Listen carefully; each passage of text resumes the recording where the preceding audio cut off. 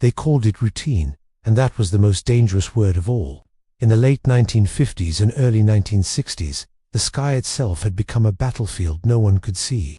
It was crisscrossed by aluminum wings carrying weapons so powerful they were only spoken about in numbers and code words. The B-52 Stratofortress, with its 8 engines and massive swept wings, wasn't just an aircraft anymore. It was a symbol of permanence. It was a promise that retaliation was always just minutes away. Above the clouds, day after day, crews lived inside that promise.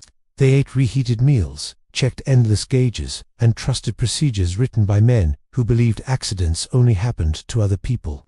This was the cold, hard logic of the Cold War, deterrence through omnipresence. The United States and the Soviet Union stared each other down across continents, each utterly convinced the other might strike first. To prevent that nightmare, American planners decided that their bombers, armed with nuclear weapons, would never fully come home. This was Operation Chrome Dome. B-52s flew continuous patrols along the edges of Soviet airspace, looping over oceans, polar ice, and even friendly nations that rarely knew what was passing high above their heads. The idea was simple. If missiles failed or commanders hesitated, these crews would already be in the air, ready to finish history. Inside the cockpits, the tone was professional, almost casual. Pilots memorized checklists the way priests memorized prayers. Navigators tracked their positions with sextants and early radar, plotting courses that curved with the Earth. Thermonuclear weapons, hydrogen bombs, whose destructive power made Hiroshima look small, and a series of safeties, each device designed to make accidental detonation impossible. That word, as we would later find out, was fragile. The men trusted the system because the system demanded trust. The Strategic Air Command, headquartered far from the storms its aircraft flew through, prized discipline above all. Its legendary commander, General Curtis LeMay, believed that readiness meant never, ever blinking. Aircraft were inspected obsessively, crews were drilled relentlessly, and mistakes were treated as moral failings. If something went wrong, the assumption wasn't that the plan was flawed, but that someone had failed to follow it. To keep these giants in the air, refueling in midair became as common as landing. Massive KC-135 tanker aircraft would meet the bombers at prearranged points, sometimes at night, sometimes in terrible weather. They would transfer tens of thousands of pounds of jet fuel through long hoses that swayed like living things in the slipstream. It was incredibly delicate work, performed at high altitude, with 2 huge machines flying just feet apart. The margin for error was razor-thin, but the culture normalized it. After all, it had worked yesterday. It would work today. And all the while, down below, life went on untouched. Fishermen cast their nets. Farmers tended their fields. Children looked up at the white contrails streaking across the blue sky and guessed which country they came from. Few civilians understood that flying above them were weapons that could erase entire regions from the map. They didn't know that the safety of their lives depended on thousands of small, mechanical decisions being made correctly, every single time. Governments preferred it that way. But there had been warnings. They were buried in reports and quietly classified. Bombers had crashed before on takeoff, on landing, into oceans and remote mountains. Nuclear weapons had been damaged, lost, even partially broken apart. Each incident was labeled an anomaly, a one-off event that was corrected by a new directive or a modified component. The larger, more terrifying question, whether keeping nuclear bombs constantly in the air was inherently unsafe, was never seriously entertained. The strategy had momentum, and momentum has a way of silencing doubt. For the crews, the danger felt abstract. Most flights ended the same way they began, with a long, slow descent back to a familiar runway, engines throttling down, the world shrinking back to an ordinary scale. The presence of the nuclear weapons in the bay just faded into the background. It became another item on a checklist, another weight to be carried. Familiarity dulled the fear. What once felt unthinkable became just another part of the job. Yet every single mission stacked risk upon risk, weather shifts without warning. And the bombs themselves, though guarded by layers of safety mechanisms, were still physical objects. They were subject to fire, impact, and incredible force. The engineers understood this. Some of the commanders did too. But the Cold War rewarded confidence, not hesitation. In Washington, policymakers spoke in abstractions. Balance of power, second strike capability, escalation control. They trusted the Air Force to manage the details. The Air Force, in turn, trusted its machines and its men. And the men, they trusted that if something truly catastrophic could happen, someone higher up would have stopped it already. Responsibility just dissolved upward, until no single person felt its full weight. The sky over Europe and the Arctic became a highway of quiet menace. The flight paths passed near Spain, Greenland, the Mediterranean, the North Atlantic, places chosen not for their safety, but for their strategic geometry. If war ever came, these bombers would turn towards their targets. Until then, they just flew in circles, burning fuel, aging airframes, and carrying history's most dangerous cargo, as if it were routine freight. It's so important to understand this feeling of normalcy, because catastrophe doesn't arrive with sirens and flashing lights. It arrives during standard procedures, on missions that seem no different from the hundreds that came before. The conditions for disaster weren't exceptional, they were everyday. A slight misalignment during refueling, a sudden moment of turbulence, a fraction of a second's delay. The crews who would later become names in accident reports didn't wake up that morning believing they were about to change nuclear history. They expected another long flight, another successful refueling, another safe return. The system had worked too many times for them to imagine it could do anything else. And so, the bombers climbed into the sky, the tankers met them in their high-altitude dance, and the world below remained completely unaware that the line between deterrence and disaster was thinner than anyone dared to admit. January 17, 1966. High above the southern coast of Spain, a routine mission was about to fracture, becoming one of the most terrifying accidents of the nuclear age. A B-52 bomber, part of the United States Airborne Alert Force, was preparing for a midair refueling with a KC-135 tanker. The sky was clear, the Mediterranean below a calm, winter blue. Nothing about this moment suggested the catastrophe that was about to unfold. The bomber had been airborne for hours, its engines a steady hum the crew had long since tuned out. Deep within its bomb bay, it carried 4 hydrogen bombs. Each one was many times more powerful than the weapon dropped on Hiroshima. They weren't armed for detonation, but they were real, they were complete, and they were unforgiving to the laws of physics. As the massive bomber eased into position beneath the tanker, both crews were locked in a delicate dance of precision. Speed, distance, altitude, every slight adjustment mattered to keep 2 enormous machines flying as one. But in those final seconds, something went terribly wrong. Accounts differ on the exact cause, whether the B-52 came in too fast, or the tanker misjudged the closure rate. What is certain is that metal met metal in the sky. The refueling boom struck the bomber's fuselage, instantly rupturing fuel tanks. Thousands of pounds of jet fuel sprayed outward, atomized, and then ignited. The explosion wasn't nuclear, but it was violent enough to tear both aircraft apart.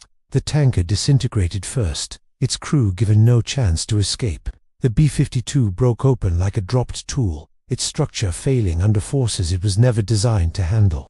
At that altitude, there was barely time to understand what was happening before gravity took over. Some of the bomber's crew managed to eject, their parachutes blossoming in the sky alongside flaming debris.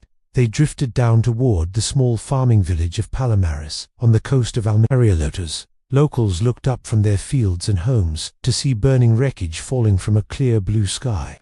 It was a sight so surreal that many initially thought it was just a military exercise. Then the bombs fell. 3 of the 4 hydrogen bombs dropped onto the land. Miraculously, their nuclear cores did not detonate.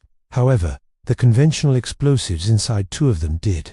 These explosives were designed to precisely compress the nuclear material, but instead, they tore the weapons apart. The blasts were small by military standards, but they were powerful enough to scatter deadly plutonium across fields, scrubland, and riverbeds. Radioactive particles, invisible to the naked eye, contaminated the soil. The 4th bomb fell into the sea. At first, no one knew. From the ground, it just looked like more debris splashing into the water offshore, impossible to distinguish from aircraft fragments.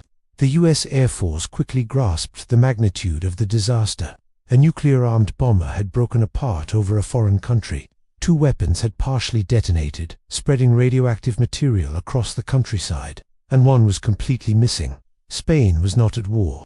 Its citizens had never consented to being the site of a nuclear accident. Yet within hours, American military personnel began arriving in force. They sealed off areas, started taking soil samples, and spoke in careful, rehearsed phrases. Officially, they referred to the weapons as special devices. Unofficially, panic was spreading up the chain of command.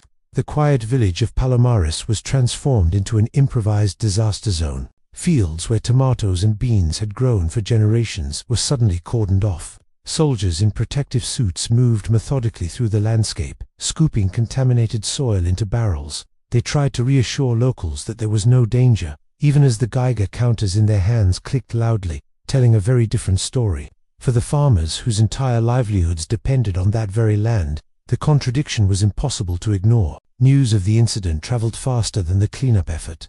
Journalists from around the world descended on the small village, asking questions the military couldn't, or wouldn't, fully answer. How dangerous was this plutonium? Would the crops ever be safe to eat again? How could weapons of such immense destructive power just fall from the sky during peacetime? Every question chipped away at the narrative of control and safety that underpinned the entire concept of airborne nuclear patrols. But the most pressing issue, the central obsession, became the missing bomb. A nuclear weapon lost at sea wasn't just an embarrassment, it was a strategic nightmare. If it sank intact, it could be unrecoverable in the deep ocean. If it broke apart, radioactive material could poison fishing grounds and spread through the marine ecosystem. And if a rival power found it first, the consequences were simply unthinkable. The search area expanded rapidly. Sonar-equipped ships arrived from the United States. Divers combed the seabed in hazardous conditions. Local fishermen were questioned repeatedly, their nets inspected, their memories probed for any unusual sight or sound. One fisherman eventually recalled seeing something large descend by parachute into the water, drifting for a while before disappearing beneath the waves. That single detail shifted the entire operations focus miles offshore. Weeks turned into a month, and then another. The sea does not yield its secrets easily. Equipment failed, powerful currents misled the search teams, and false sonar contacts consumed precious time and resources. All the while, the Spanish government had to balance its cooperation with a quiet, simmering anger. Its countryside had been contaminated by an Ily's weapons, without warning and without consent. Back on land, the cleanup continued. Contaminated topsoil was scraped away from the fields and shipped thousands of miles across the Atlantic to a disposal site in the United States, sealed in thousands of drums toxic souvenirs of a Cold War gone wrong. Entire fields were stripped down to bare earth. Yet, no one could say with absolute certainty that all the radioactive material had been removed. Plutonium particles are microscopic, persistent, and deadly when inhaled. They don't announce their presence with a smell or a color. They just are. The Palomares crash shattered the illusion that America's airborne nuclear deterrent was invisible and risk-free. For the first time, the abstract danger of nuclear weapons materialized in a civilian landscape on rooftops, in vegetable patches, and in the shallow waters where children played. The bombs hadn't exploded as designed, but the accident itself was a stark warning, written in fire and radioactive fallout. Above all, it revealed just how razor-thin the margin for error was. A minor miscalculation during a routine refueling had scattered nuclear material across a peaceful coastline and triggered a frantic high-stakes international incident. The line between safe and catastrophe was measured in just a few seconds and a few meters, and somewhere deep beneath the Mediterranean, one intact hydrogen bomb rested silently on the seafloor, waiting to be found or not. The search was on, and the whole world was watching. The search became an exercise in controlled desperation. Official statements spoke of confidence, of progress, but beneath the surface, both literal and political, the recovery effort was straining against time, technology, and the world's growing attention. The missing bomb was no longer just a weapon. It was a symbol of everything that could go wrong when secrecy collided with reality. American naval forces flooded the area off Palomares, Spain. Destroyers, salvage ships, and research vessels formed a massive floating grid over the Mediterranean, dragging sonar equipment back and forth in precise, painstaking patterns. Every promising echo raised a brief surge of hope, only to collapse into another false lead. A rock, a sunken wreck, a discarded fishing net. The seafloor here was a nightmare uneven and cut by deep winding ravines that swallowed signals and mocked any attempt at certainty. Every day that passed without success only magnified the international embarrassment. Above the water, the story was being managed just as carefully as the search itself. US officials insisted that the bomb posed no danger, that its safety mechanisms made an accidental detonation impossible. Spanish authorities, led by Francisco Franco, echoed these assurances, though behind the scenes they were pressing Washington hard for answers and accountability. The Franco regime valued its alliance with the United States, but it also feared domestic unrest. Images of radioactive fields and foreign soldiers didn't exactly fit into the official narrative of national stability. And the journalists, they weren't waiting patiently. Reporters chartered their own boats, interviewed local fishermen, and published a flood of speculation that ranged from informed analysis to pure sensationalism. Each new headline ratcheted up the pressure on the recovery teams, whose work depended on slow, methodical patience, not panic. The fisherman who had seen the object fall became an unlikely, reluctant central figure in this global drama. His account of a parachute drifting down, of something heavy hitting the water with a huge splash, was the most concrete clue anyone had. Based on his description, the searchers narrowed their focus to a deep trench several miles offshore. It was much deeper than the areas they had been searching, pushing the absolute limits of their conventional diving technology. To reach it, the US Navy had to turn to experimental tech. Deep-sea submersibles, small vessels designed more for scientific research than for military salvage, were rushed into service. These machines descended into a world of total darkness, their operators peering through tiny viewports at a landscape illuminated only by their own artificial lights. Every single descent was a massive risk. Cables could snap, holes could fail, and a rescue at that depth was practically impossible. It was lying intact on a steep underwater slope, its parachute tangled around it, its casing miraculously undamaged. The relief was immediate and, incredibly brief. The slope made recovery extraordinarily difficult. Engineers debated methods in tense, urgent meetings, weighing the dangers of action against the dangers of inaction. It slipped. It slid down the seabed and vanished again into the darkness. The moment was a gut punch. Weeks of tireless effort had ended in apparent failure, broadcast to a waiting world that was quickly losing its patience.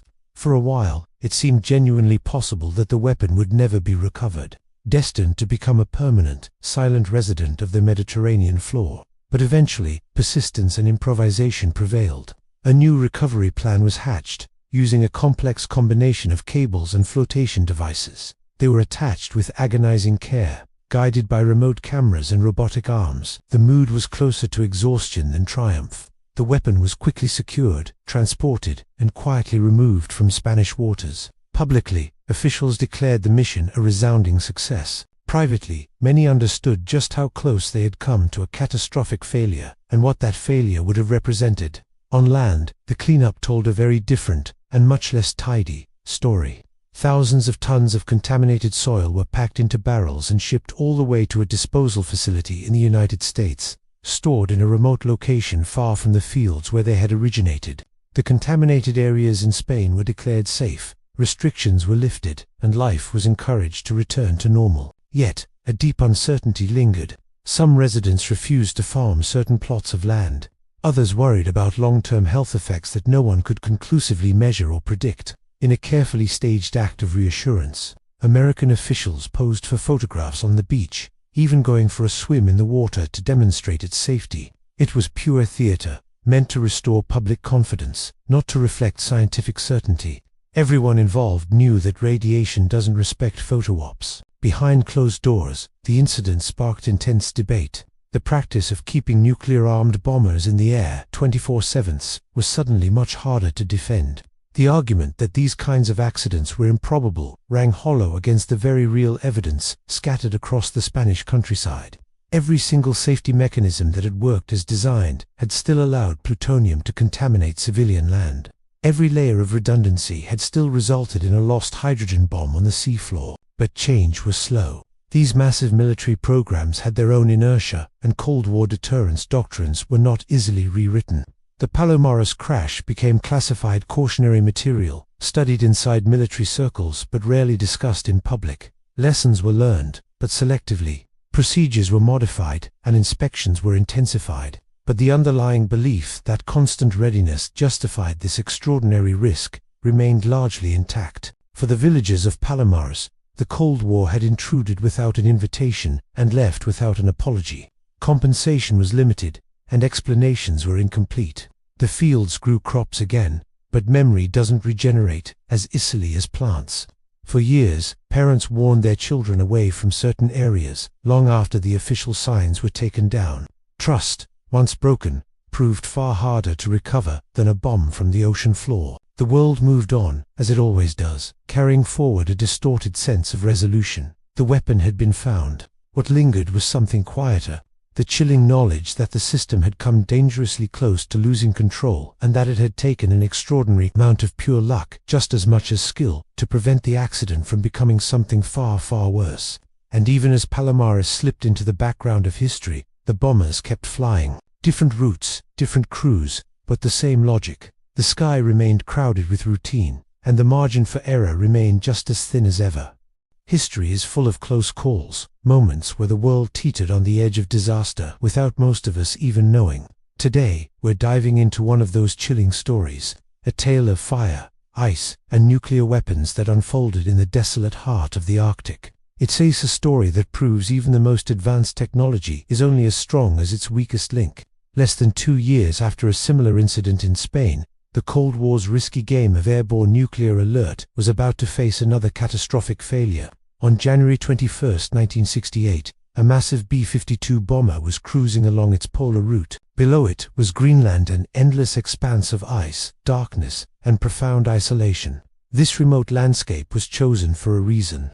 Strategic planners figured that if something went horribly wrong, the sheer emptiness of the Arctic would contain the consequences. The bomber had taken off from New York, carrying a payload of 4 hydrogen bombs. This was all part of a military strategy to keep nuclear weapons in the air 24/7, ready for immediate retaliation. The mission was routine, almost mundane for the crew.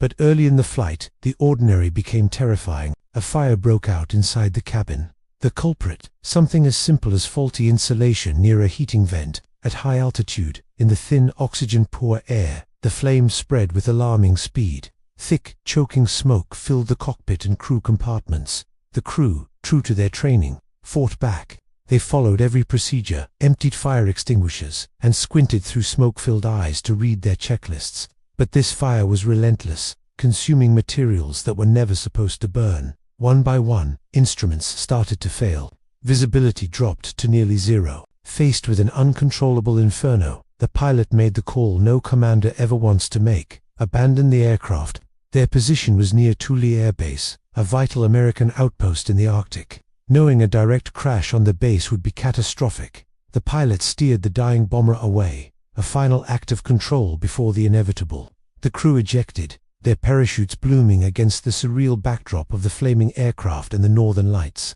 Seconds later, the B-52 slammed into the ice sheet at immense speed. The impact was so violent it tore the plane apart instantly. A massive explosion of jet fuel lit up the polar night, scattering wreckage across the frozen landscape. The result was a terrifying shower of radioactive debris, plutonium, and other toxic materials blasted across the ice and snow, ground into the frozen surface by the force of the crash and the subsequent fire. Unlike the previous incident in Spain, there were no farms to contaminate or fishing villages to evacuate. But the Arctic's emptiness is deceptive. Its ecosystem is incredibly fragile. The radioactive particles mixed with the ice, which would one day melt, shift, and flow with ocean currents that no one could fully predict. Containing this disaster wasn't a matter of simply fencing off a few fields. It was a frantic race against physics and time. The recovery effort began almost immediately, under some of the harshest conditions imaginable. Temperatures plummeted far below zero. Darkness ruled the short winter days. Workers had to operate in bulky, restrictive protective gear that would stiffen in the crippling cold. Their breath would freeze on their masks and visors. Every single task, every measurement, every shovelful of snow took longer and carried a greater risk than it would have anywhere else on Earth. This mission was different. It wasn't a search for a missing bomb. It was a massive cleanup operation. The challenge was to locate and remove as much contaminated material as possible: ice, snow, and wreckage, before the Arctic's natural cycles could disperse it further into the environment. Bulldozers scraped away the top layers of the ice sheet. Huge blocks of contaminated ice were cut, packed into containers, and shipped thousands of miles away for disposal. Publicly, officials projected an image of control and success. They assured the world that the situation was being handled. But privately, uncertainty was the only certainty. Some particles were too small, scattered too widely by the explosion and the wind. Others might have sunk deep into cracks in the ice. The Arctic doesn't give you neat conclusions. It just leaves you with degrees of doubt. The crash also created a major political headache. Greenland is Danish territory, and Denmark had officially declared itself a nuclear-free zone. Yet here was undeniable proof that American planes carrying nuclear weapons were routinely flying over their land. Part of quiet Cold War agreements the public knew nothing about. The incident forced this contradiction out into the open, putting Danish officials in a very awkward spot, trying to balance their anti-nuclear policy with their reliance on the US for defense. For the American military, the Thule crash was a devastating wake-up call. It was worse than the one in Spain for one simple reason. It happened again. 2 major nuclear accidents in less than 2 years couldn't be explained away as freak occurrences. It pointed to a systemic risk, a fundamental flaw in the very idea of keeping thermonuclear weapons constantly airborne. Inside the US Air Force, the conversations began to change. Reports circulated, showing just how close the Thule bomber had come to crashing directly onto a major military installation. Investigators focused on the fire, noting how something as mundane as a piece of insulation could bring down an aircraft carrying the most destructive weapons ever created. The gap between the plane's technological sophistication and its basic vulnerability was becoming impossible to ignore. Still, true transparency was not on the table. The public was given a sanitized version of events. Crucial details were classified. Internally, these accidents were referred to as broken arrows, a sterile bureaucratic term that disguised the sheer chaos and terror of the real event. To the outside world, it was just another crisis that had been successfully managed. They had trusted their training, their aircraft, and the system that sent them on these missions. Surviving the crash did you and to erase the horrifying knowledge that they had been part of an event that contaminated a pristine Arctic wilderness with radioactive poison. Their experiences were a mix of guilt, anger, and a heavy, haunting silence. Finally, back in Washington, the message got through. The policy of constant airborne alert, known as Operation Chrome Dome, was being re-evaluated. This wasn't a moral awakening. It was cold, hard risk management. The technology of war was evolving. Nuclear missiles housed in hardened underground silos and on submarines hidden beneath the ocean offered a more stable, less accident-prone way to maintain deterrence. Quietly, without any fanfare, Operation Chrome Dome was wound down.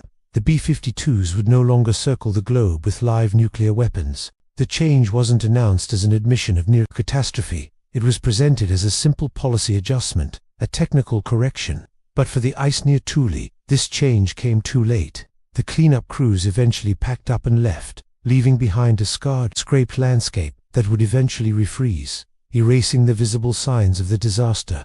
But beneath that new layer of ice, the questions remained, frozen in time. How much radioactive material is still there? Where will it end up as the ice melts and shifts over the coming decades and centuries? These are questions that still have no certain answers. The Arctic absorbed the accident the way it absorbs everything slowly and silently. Unlike the Spanish incident, there were no local villagers to pass down the story, no fields left fallow to serve as a constant reminder. This absence of human memory made the Thule crash easier for the world to forget. But forgetting what happened doesn't make the lingering risks go away. Together, the crashes over Spain and Greenland serve as a grim warning. They are mirror images of the same unbelievable risk, played out in 2 vastly different environments. One unfolded in the sunlight, over farms and beaches. The other vanished into ice and darkness. But both told the exact same truth, that we had entrusted the most dangerous weapons ever built to complex systems that depended on everything going right every single time. And that's a gamble you can only win for so long. By the end of the 1960s, the skies became just a little bit safer. When the bombers stopped flying, it wasn't relief that settled over places like Palomares, Spain. It was something else, a residue, physical, political, and psychological. The headlines about the accidents faded, but the reality on the ground, for the people who lived beneath falling debris, did not. In Palomares, the fields looked normal again after a few seasons. The crops grew back, and tourists returned to the beaches. But the land itself carried a quiet asterisk, an unspoken condition attached to every official reassurance that things were safe now. Some residents took the compensation and moved away. Others stayed, watching their neighbors fall ill years later. always wondering if the cause could ever truly be proven. Plutonium isn't like a common poison. It doesn't announce itself with immediate symptoms. It embeds itself in the body. It waits, and it works on a timescale that defies the logic of courtrooms and news cycles. Countless studies were commissioned, then disputed, then reinterpreted.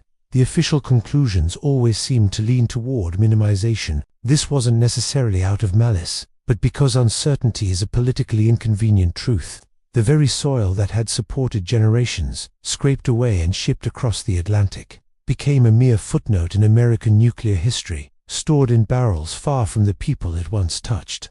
This distance, both geographic and emotional, was part of the pattern.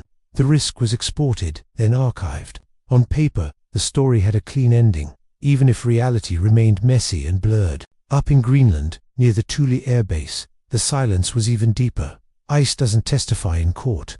As the decades passed, new questions began to surface about what exactly had been left behind. Declassified documents hinted that not all of the nuclear components from the crash were ever fully accounted for. Danish workers who helped with the cleanup later reported serious health problems, sparking lawsuits and creating political tension between nations. The Arctic, once considered an ideal place to make a mistake because it was empty, revealed the fatal flaw in that thinking. Emptiness does not equal immunity. Meanwhile, governments absorbed the lessons from these disasters, but selectively. The end of continuous airborne nuclear patrols was a genuine and positive shift, but it was framed as modernization, not as a retreat from a dangerous policy. The official narrative emphasized technological progress, better missiles, safer storage, more reliable command and control systems. It was a way of avoiding a full reckoning with the fact that the old system had been a constant gamble, with civilian lives and landscapes as the stakes. This framing mattered. By sidestepping a direct admission of how close we came to catastrophe, it allowed a similar logic to persist elsewhere. Nuclear weapons remained central to deterrence. They were just moved into underground silos and deep-sea submarines. The risk profile changed, but the risk itself never disappeared. Accidents continued to happen, even if they were less dramatic than mid-air breakups over foreign villages. The public, largely unaware of these near misses, simply accepted the quiet confidence projected by institutions that had every reason to appear perfectly in control. For the men who actually flew those perilous missions, memory was personal, not political.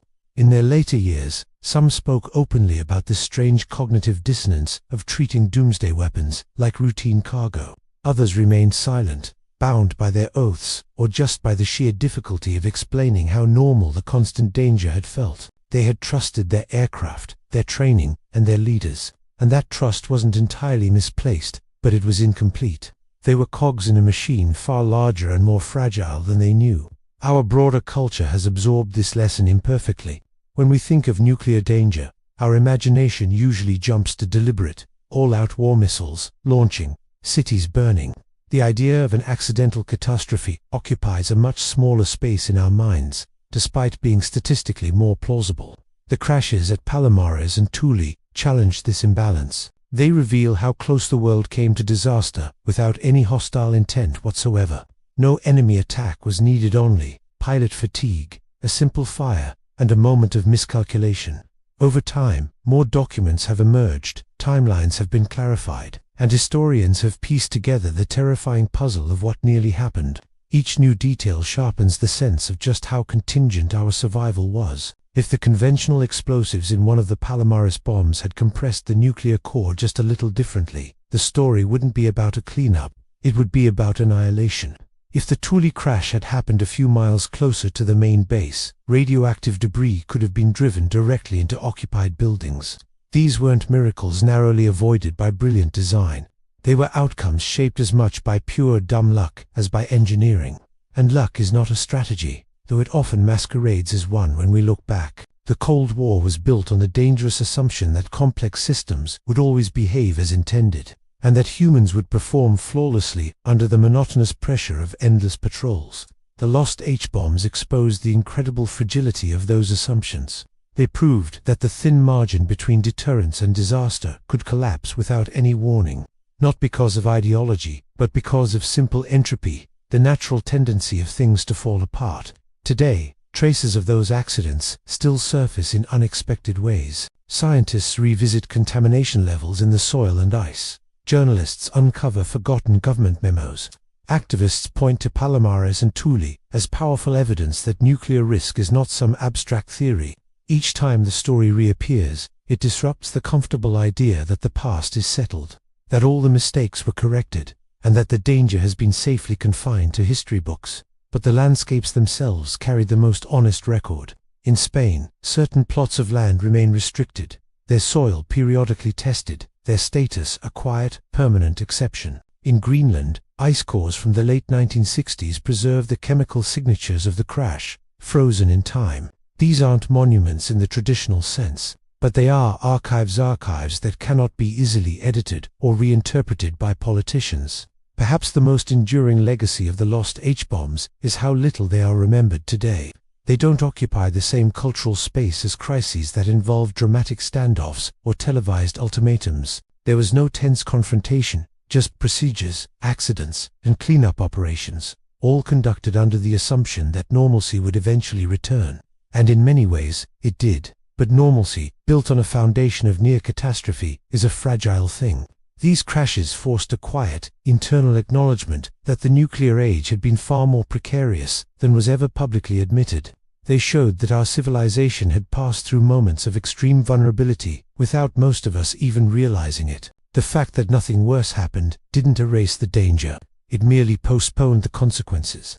As decades have passed, new generations have inherited nuclear arsenals they didn't build and military doctrines they didn't choose. The stories of Palomares and Thule have become cautionary tales for specialists and historians rather than a shared public memory. But their core lesson remains intact for anyone willing to look. The greatest nuclear threats have not always come from our enemies. The B-52s that once carried live hydrogen bombs on those endless patrols now sit in museums or fly training missions, stripped of that terrifying burden. In that respect, our skies are quieter.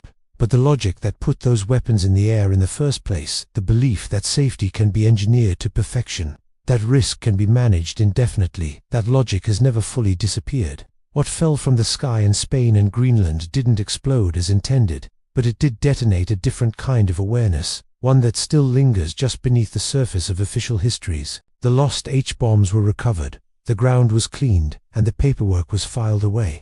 But the understanding they forced upon the world, that catastrophe can emerge from routine, remains unresolved, waiting, like a memory embedded deep in the earth, for someone to uncover it again. Thanks for watching. If you found this story compelling, please consider subscribing for more deep dives into forgotten history.